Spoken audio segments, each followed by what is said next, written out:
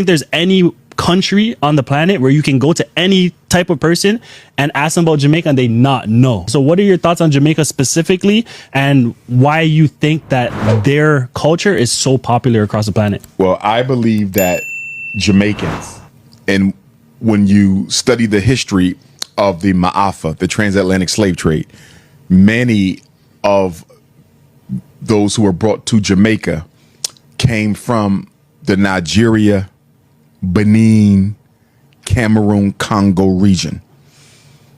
That is a very unapologetic fight to the death region. Mm-hmm. Some of the ethnic kingdoms in that region, the white man didn't even want to enslave them because it was too difficult to break them. Mm-hmm. Jamaicans still have that spirit. And if African people are going to be free, geographically in the Caribbean or globally across the world, Jamaica will play a role in it. Greetings everyone and welcome back to the channel. Imagine someone told you 10 years ago that Jamaica could one day become one of the Caribbean's biggest economic success stories. Would you have believed them, or would you have laughed and said that is impossible? Well, today more people are asking exactly that question, and the reason might surprise you. Could Jamaica really be on the verge of something bigger? Is this just another bold prediction, or are we watching a country quietly transform right before our eyes? Let's get into the video, then I'll come back with more comments. And if you have not subscribed to the channel, please remember to subscribe, like, and also comment. When most of us think of Jamaica, we think of beach resorts and reggae, but Jamaica is actually a perfect example of how geopolitics works in practice. It's a small island of just 2.8 million people whose modern politics were forged by a plantation slavery economy, whose geography as a small Caribbean island influences everything about its dynamics, and whose government has to operate within those constraints. So how did Jamaica come to be, and what can it tell us about geopolitics? Jamaica is slightly smaller than the U.S. state of Connecticut, making it the third largest Caribbean island. It lies about 145 kilometers south of Cuba, right along the sea lanes that funnel shipping through the Jamaica Channel and the Windward Passage, which connect the Atlantic to the Caribbean and ultimately to the Panama Canal. This position made the country valuable to every historical hegemon, including Spain, Britain, and the U.S. during the Cold War. The country's interior is dominated by the Blue Mountains in the east and the sinkhole-laden limestone karst of Cockpit Country in the west-central interior, which holds the country's last reserves of high-grade bauxite, the primary ore used for aluminum production. But over 80% of Jamaicans live within 5 miles of the sea and are highly exposed to climate change impacts like hurricanes and sea level rise. Because it's an island, Jamaica depends heavily on imported fossil fuels as well for energy and transportation, and this import dependence is a structural vulnerability that amplifies external shocks like changes in global oil prices, because tourism and agriculture both rely on fuel, and about a third of Jamaicans work in those sectors. In the early colonial period, Jamaica was inhabited by native Taino people, and when Spain first colonized the island in 1509, they brought enslaved Africans for free labor. In 1655, the English defeated the Spanish and took control of the island, and as the Spanish fled, formerly enslaved Africans fled into the mountainous interior, seeding the first maroon communities who still live there today.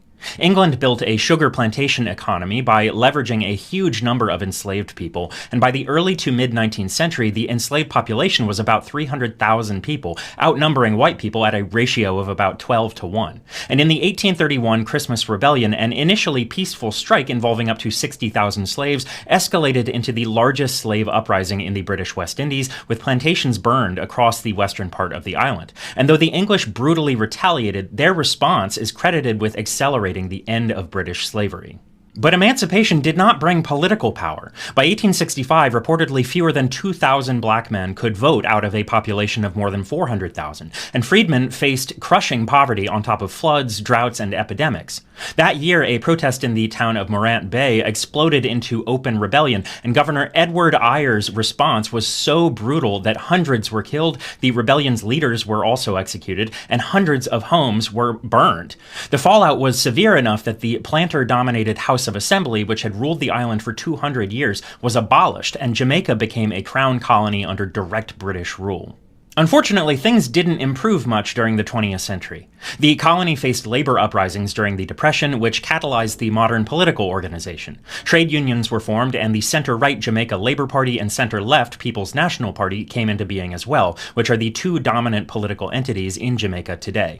For a few years in the 1950s and 1960s, Jamaica was a part of the West Indies Federation, a political union that included various islands under the British Empire, but Jamaicans voted to leave this in 1961, and in 1962, amid surging labor movements, economic unrest, and a growing public desire for self-determination, Jamaica finally gained its independence, though it remained a member of the British Commonwealth. In the 1970s, a man named Michael Manley became prime minister on a democratic socialist platform that embraced free education and healthcare, land reforms, and public housing. He became a leading voice for the non-aligned movement that opposed taking a side in the Cold War. He also imposed a bauxite production levy on U.S. and Canadian aluminum companies, renegotiated their agreements, and massively boosted the country's revenue, but at a cost. The levy scared off foreign investment, and companies shifted to other bauxite producers. Manley also strengthened ties with Cuba under Fidel Castro, but the 1980 election became ideologically charged due to a complex political patronage system, severe economic troubles, and foreign interference due to the Cold War. Over 800 people were killed due to political violence, and in the end, the JLP took power and realigned the country with the Reagan-era United States. That period saw both parties arm gangs to control urban constituencies, and over time these politically linked enclaves evolved into transnational organized crime networks. Basically, what were once plantations morphed into garrisons, which morphed into gangs. And you can trace a through line from the colonial period all the way to the present day here. That's the core argument of geopolitics, really, that a country's current conditions can be largely explained by its geography and its history. Jamaica has recently had one of the most dramatic debt reductions in history. From 2012 to 2024, it cut the ratio of public debt to GDP from around 144% to only 64%. The IMF has described this as an exceptional case, and it was achieved through sustained budget surpluses averaging over 6 to 7% of GDP for over a decade, as well as a strong fiscal responsibility law, an independent fiscal oversight body, and a clear consensus across political party lines. This fiscal discipline has allowed Jamaica to be more economically agile. In this context, Jamaica joined China's Belt and Road Initiative in 2019 as part of a strategy to hedge between the US and China. It aimed to prioritize its own debt reduction and increase U.S. security ties while also benefiting from Chinese partnership. But the country still faces a lot of structural threats. Tropical cyclones are becoming more and more dangerous, for example. In October 2025, Hurricane Melissa made landfall as a Category 5 storm with sustained winds around 185 miles per hour, the strongest storm on record to hit Jamaica. Physical damage estimates alone hit $8.8 billion, equivalent to 41% of the country's 2024 GDP. Jamaica assembled a multi-billion-dollar recovery package, but the storm forced it to pause its celebrated debt decline, with debt projected to tick back up to around 68% of GDP in 2026 before falling again. Recovery financing works, but it isn't a solution to the overall threat. Jamaica also spent decades with one of the highest murder rates in the Western Hemisphere, but in 2024 and 2025, homicides fell by nearly half to the lowest rate since 1991. This is commonly attributed to intelligence-led policing, anti-gang operations, firearms interdictions, and huge investments into security. But realistically, even increased enforcement doesn't fix the population's reliance on vulnerable sectors like tourism and agriculture, the declining value of bauxite mining, and the harm threatened by climate change. Did you know that Jamaica was a pioneer in electricity adoption? In 1892, they had the first electricity generating plant in the British West Indies, located in Kingston, only second to the United States in the Western Hemisphere, who had only had working electricity 10 years prior. In 1893, electricity supply began in Kingston, and in 1898, electricity was extended to Spanish Town. In 1882, commercial electricity generating plant, Thomas Edison's Pearl Street Station, in Manhattan, New York, came online, and 1886, electricity was spread to other major cities. So, while the United States had electricity earlier in 1882, Jamaica's electricity grid was established shortly after in 1892. Jamaica was among the first countries globally and the first in the Caribbean to adopt electricity, which predates many other countries. That is something to think about. The country's early adoption helped spur economic growth. Way to go, Jamaica. We little, but we tall. What is it about this tiny Caribbean island that captures the hearts of millions of people around the world? Is it the beaches, the food, the music, or is it something much deeper? Because once you've experienced Jamaica, you'll never see it the same way again. Jamaica may be small on the map, but its impact on the world is absolutely enormous. People often come for the crystal clear beaches and breathtaking mountains. But they leave talking about something completely different: the people. There's a warmth in Jamaica that's hard to explain until you've experienced it for yourself. It's the smile from a stranger who treats you like family. The neighbor who checks in on you.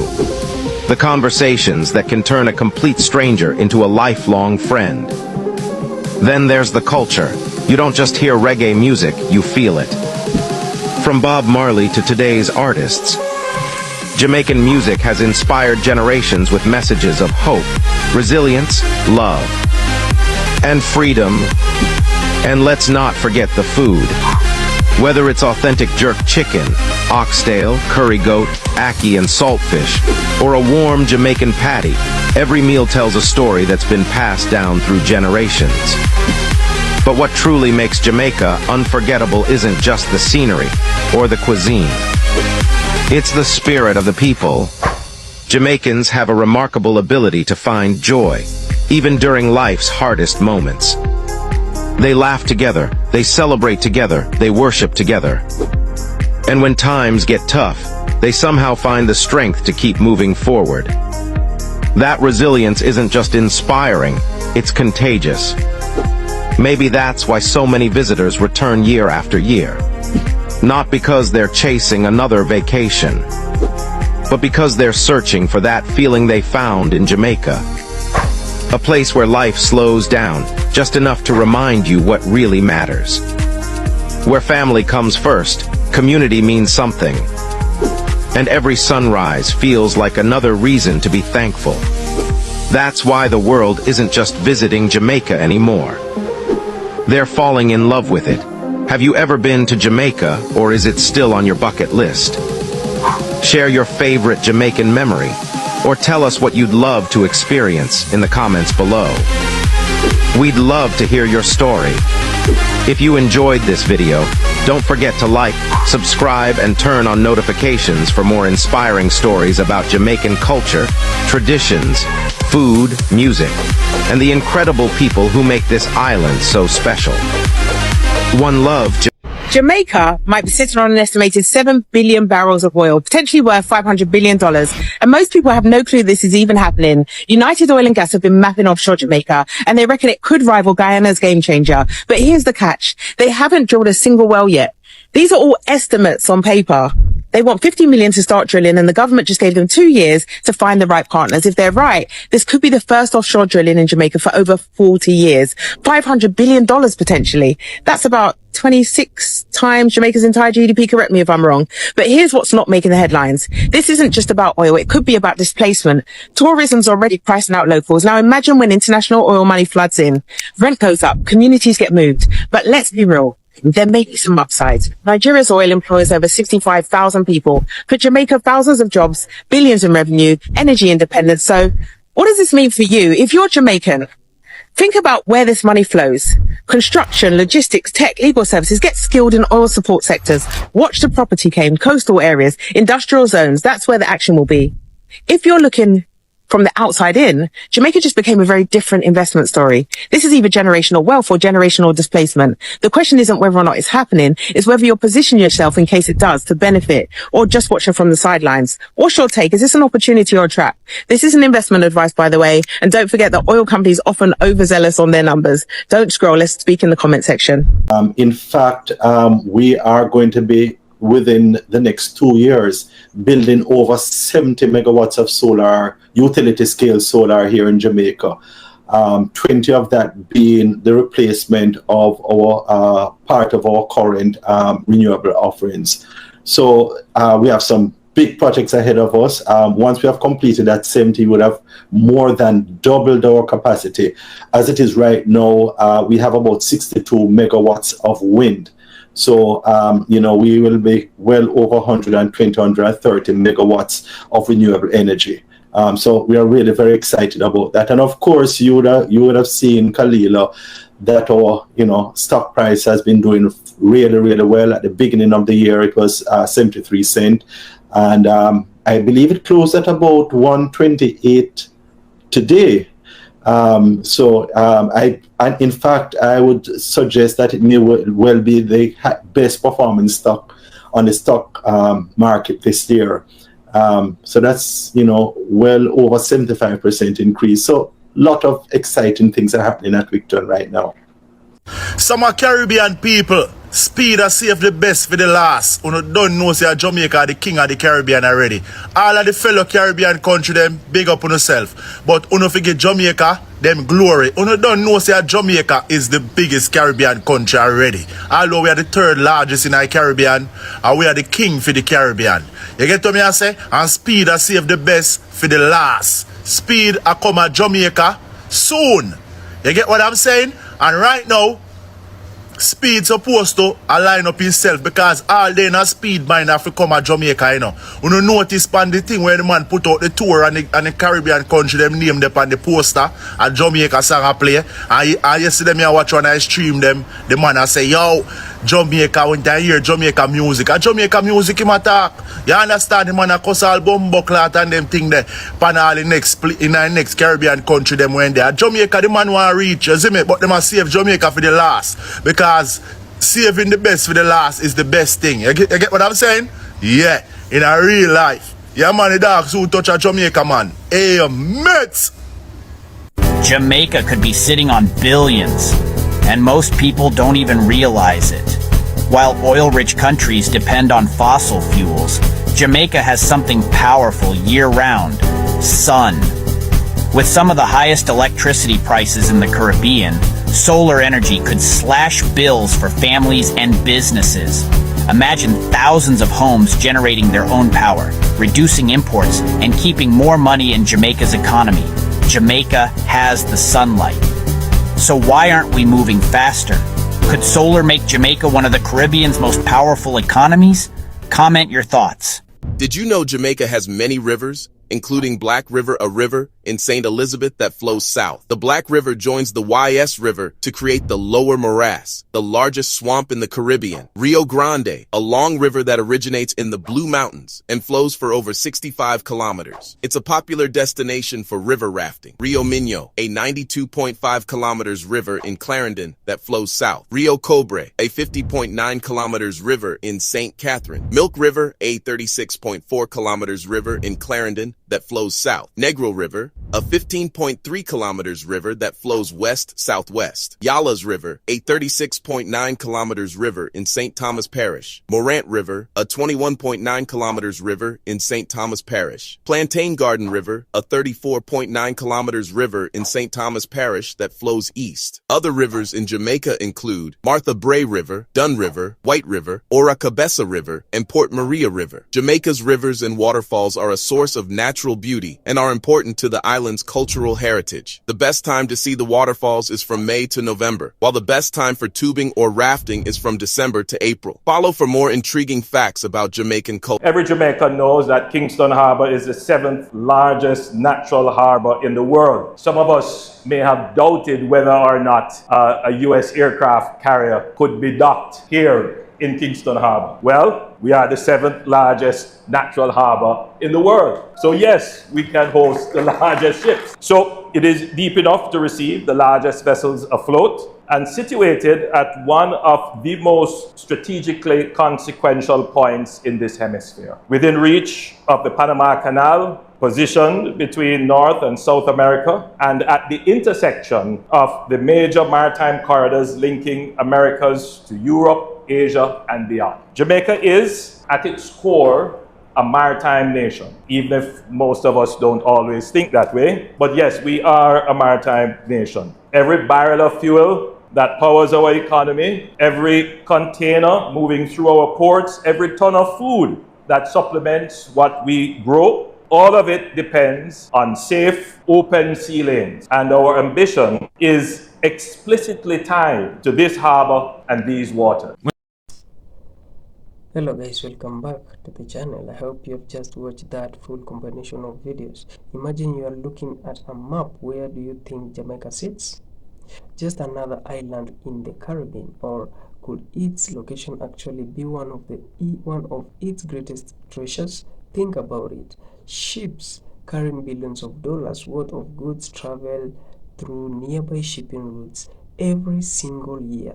If business is all about location, then isn't Jamaica standing in a pretty good spot?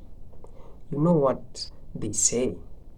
Some people buy houses with a sea view. Jamaicans was born with one. That is a funny way to put it, but there is some truth behind it. Now, here is another question. Have you ever heard someone say that small countries can't compete with big ones? Is that always true? Because history keeps proving that idea wrong. Look at Singapore. It's much smaller than many countries, yet today it's one of the biggest leading financially and trading hubs. So, if Singapore could transform its, why couldn't Jamaica write its own success story? But wait a minute, location alone doesn't make a country successful, does it? You can own the best football stadium in the world, but if nobody trains, nobody wins trophies. So what has Jamaicans been doing differently? Well, one thing that is getting attention is its financially discipline. Over the past decades, Jamaicans has worked hard to reduce its national debt. Doesn't that sound like someone's finally deciding to stop living on credit cards and start saving for the future? It's not exciting. It doesn't make flashy headlines every day, but it's not that how real progress usually happens. Here is a serious quote that fits perfectly. Great nations are not built by miracles. They are built by thousands of wise decisions made over many years. Now let's talk about energy. Why should Jamaica spend huge amount importing fuel if the island enjoys sunshines almost every day and has strong coast winds? Wouldn't it make more sense to produce more clean energy at home? Imagine electricity becoming cheaper for business and families. Wouldn't that help the economy grow even faster? And here is a funny quote for you. The sun has been working overtime in Jamaica for free. Maybe it's finally time to put it on the payroll. Now, here is the part that gets people talking. Oil. Some experts believe Jamaicans could have significant offshore oil reserves. That is a huge claim, but let me ask you this. If tomorrow someone discovered billions of barrels of oil, would that automatically make the country rich, or would it create a whole new set of challenges? We have seen countries becoming wealthy because of oil. We have also seen countries struggling because they depend on it too much. So maybe the question is not does Jamaica have oil? Maybe the better question is, if it does, what will Jamaica do with it? Money can build roads, money can build schools, money can also money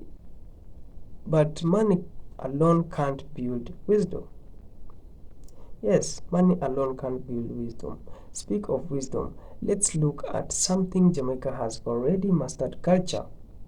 Is there anyone who has not heard reggae music? Who has not seen Jamaica athletes dominating world championship? Who has not tasted Jamaican food or heard the famous accent? Think about it. Jamaica has influenced the world in ways far bigger than its size. It's not that amazing. Some countries export products, Jamaicans export culture. Here is another fun quote. Jamaica may be small on the map, but it refuses to stay small in people's heart. But could culture now become the bridge to something even bigger? Technology, innovation, digital business, better education, smarter industries. The world is changing fast. The biggest companies today don't always sell physical products. Some sell ideas, softwares, and digital services. So, why should in Jamaica young people become part of that future? A real-life example comes to mind. Estonia, a small European country, transformed itself into one of the world's most digital nation. Today, people can even start business online there from other countries. Years ago, very few people imagined that. Doesn't that shows that small country can think big? Of course, every success story has obstacles. Jamaica still faces serious issues. Crime remains a challenge. Some communities continue to struggle with property. Infrastructure still needs improvement, and then there is climate change. One powerful hurricane can destroy homes, roads, and business in just a few hours. Is not that one of the toughest realities for island nations? You spend years building, then one storm comes along. But here is something worth thinking about. Storms don't only test buildings, they test people. And if there is one thing Jamaicans have shown throughout history, it's resilience. Time after time, they have faced challenges, adapted, rebuilt, and kept moving forward. So maybe Jamaicans' greatest natural resource is not oil. Maybe it's not tourism. Maybe it's not even its location. Maybe it's the determination of its people. So let me leave you with a few questions. Could Jamaica become the economic leader of the Caribbean? Will renewable energy change its future? Will technology create opportunities for the next generation? And if offshore oil becomes a reality, will it become a blessing or a burden? Most importantly, are we watching the beginning of a brand new chapter in Jamaican story? I do really love to hear your thoughts. Do you think Jamaicans' best days are still ahead, or do you believe the challenges are simply too great? Leave your opinions in the comment section below. Let's keep this conversation going, because if you enjoyed today's discussion, don't forget to like, subscribe, and turn on notifications so you'll never miss our next conversation. See you in the next video. Until next time, stay safe, stay curious, and I will see you in the next video.